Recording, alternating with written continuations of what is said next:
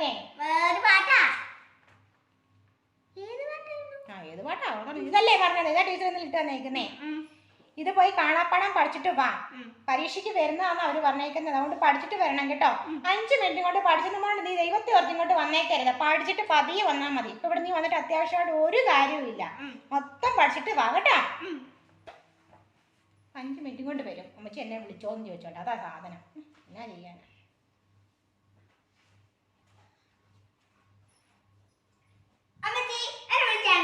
ഞാനോ?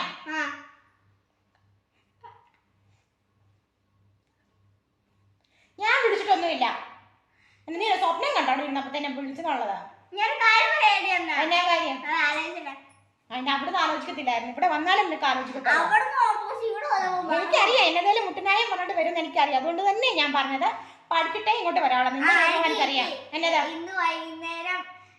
ചോറെടുക്ക നീ? വൈകുന്നേരം ചോറിനെന്നാന്ന് വെച്ചാൽ ചോറ്, അല്ലാതെ ചോറിന് വേറെ കൂടെ തരാൻ പറ്റും? അങ്ങനെ ചോദിക്ക്. കറി ചോറ് ഉണ്ണുമ്പോ അറിഞ്ഞാ പോരെ. ഇപ്പൊ തന്നെ അറിയണം നിർബന്ധമുണ്ടോ?